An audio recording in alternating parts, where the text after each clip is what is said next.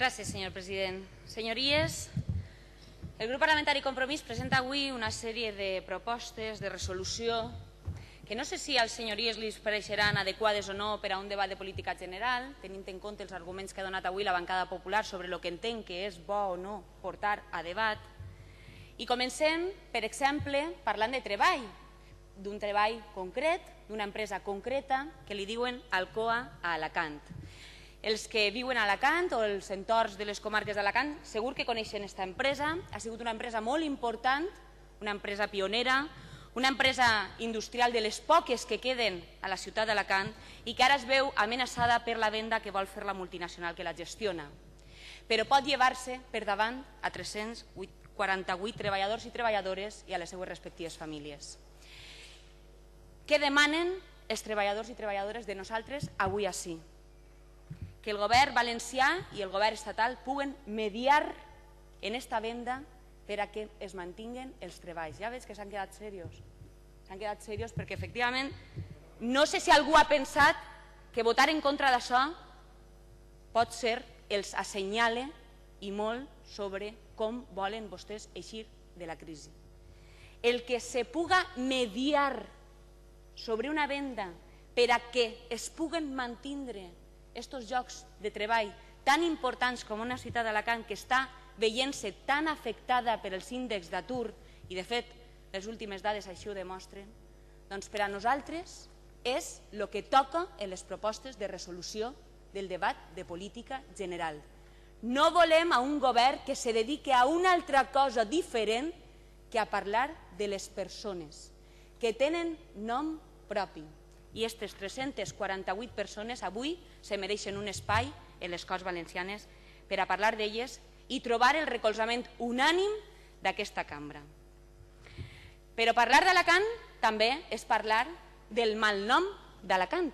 I el malnom d'Alacant és Sonia Castedo, el malnom d'Alacant és Díaz Alperi, el malnom d'Alacant és Brugal, el malnom d'Alacant és el PGU d'Alacant en el seu conjunt. Una ferramenta urbanística caduca, plantejada en l'urbanisme creixent, especulador de l'època de la bonança, on efectivament està impregnat de dalt a baix d'irregularitats i està veient-se sotmès a la lupa judicial per la corrupció que l'envolta. Doncs bé, aquest planejament a dia d'avui està en casa de la Conselleria i reclamem que torne de casa de la Conselleria on mai hauria d'haver eixit tal qual està plantejat, que és l'Ajuntament d'Alacant, que es replantege si creuen que cal i sobretot que el netegen de la corrupció vinculada al poder i a l'empresari Enrique Ortiz. Però clar, Brugal, i si continuem així, arribem a la Vega Baja, al pla zonal de residus de la Vega Baja, el número 17, on efectivament també, com no, les ramificacions de Brugal arriben i l'embruten. I l'embruten de tal manera que, efectivament, avui dos municipis, Albatera i Cox, estan en peu de guerra amb els seus consistoris del Partit Popular, que caldria recordar-lo, dient-li al Consorci de Residus, on forma part la Generalitat i on ha donat el vistiplau i nosaltres volem que ho rectifique de forma immediata, a l'abocador, a la planta de residus que volen instal·lar en una zona protegida del municipi d'Albatera i a la planta de transferència que volen posar en el polígon industrial en Cox. I tot per al beneplàcit del senyor Enrique Ortiz i companyia i tot per la moneda de canvi que era, efectivament, el que suposadament vostès es perpetuaren en el poder finançant-se il·legalment gràcies a l'activitat econòmica d'aquest empresari. Estar en peu de guerra per a vostès no deu de ser una cosa nova, no deu de ser una cosa sols de Cox o Albatera. Tenen en peu de guerra les universitats públiques valencianes per la competència deslleial que estan promoguent, animant, promoguent, regalant edificis públics, sòl públic a universitats privades per a que proliferen al nostre territori, sobretot a les comarques d'Alacant, ja dic, entrant en conflicte directe amb les universitats públiques. Aquells que van poder assistir a l'acte inaugural de la Universitat d'Alacant la setmana passada, crec que conforme va colorejar la cara al director general d'Universitats, el rector de la Universitat d'Alacant, no tenim res més que afegir.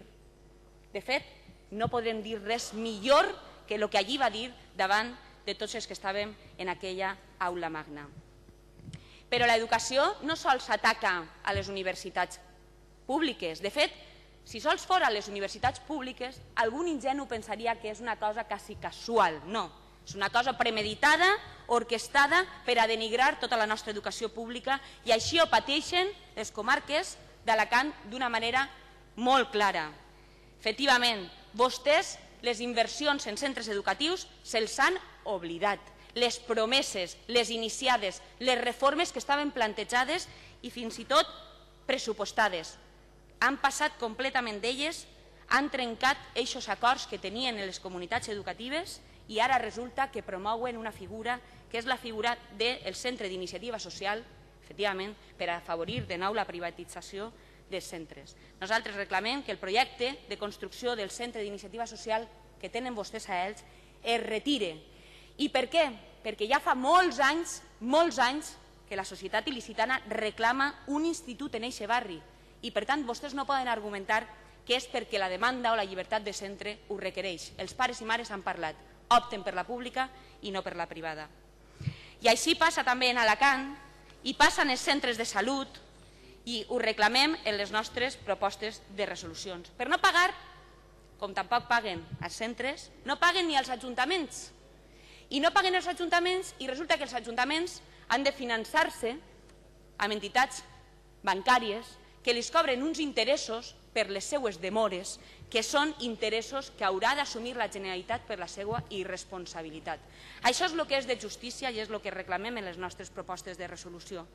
I igual que crear el Fons de Cooperació Municipal, que de fet va ser en una assemblea en Castelló, no sé si se'n recordarà el president Fabra o també és una de les coses que ha oblidat, no paguen tampoc i, com no, retallen i inclús estafen la cooperació valenciana. Per això reclamem que se complisca el Pacte Valencià contra la Pobresa i se destine com a mínim el 0,7% dels pressupostos a aquesta qüestió. Però d'estafes, estafats han estat els de cooperació, això ho sabem molt bé, i el senyor Blasco és la viva muestra personificada de l'estafa a la cooperació valenciana.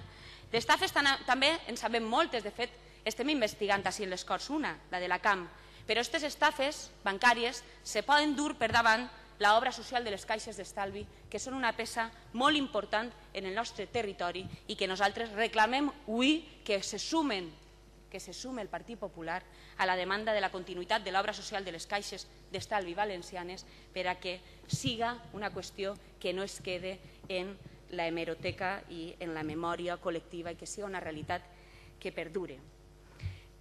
Com es combat aquesta estafa? Se pot combatre de moltes maneres. Aliant-se, que és el que estan fent vostès, el Partit Popular, aliant-se en l'estafa i, per tant, fent-la encara pitjor, o assumint les responsabilitats, rectificant en allò que s'han equivocat, comprometent-se a canviar i actuant. I per actuar hi ha que fer una nova política, una política no especulativa ni recreativa, sinó productiva, sostenible, social i humana. Hi ha que lluitar contra l'atur, però hi ha que acudir als nous nichos d'ocupació, als sectors tradicionals, hi ha que aplicar-los, hi ha que fomentar l'I+D+I per a que siguin competitius i productius. Tot això ho demanem en les propostes de resolució i vostès avui tenen de la mà decidir si se sumen o no. I acabe amb unes propostes de resolució que parlen de la submissió. La submissió del govern Fabra a Madrid i que sembla que s'ha contagiat a la resta de membres del govern. I en aquest cas parle de la senyora Boniz. La consellera d'Infraestructures ens va regalar una perla la setmana passada dient que l'aeroport de l'Altet estava ben connectat com està amb les línies de bus que s'oferten per als municipis d'Elx i Alacant. Doncs bé, jo no sé si pensen vostès que omplint-se-li la boca tant com han fet avui sobre el turisme, és normal que l'aeroport de l'Altet, amb 9 milions de viatgers a l'any, tinga simplement unes línies d'autobús urbà i d'aquella manera. Li pareix normal que una consellera diga públicament que no pensa reclamar el transport, la connexió de l'aeroport amb el transport ferroviari? Li sembla normal que per no entrar en conflicte amb el govern de Madrid perdem una oportunitat de reclamar el que és bo per a la nostra economia i per al nostre turisme? A mi em sembla que la submissió a la que tenen vostès sotmesos al govern valencià no és digna d'este poble. Res més, gràcies.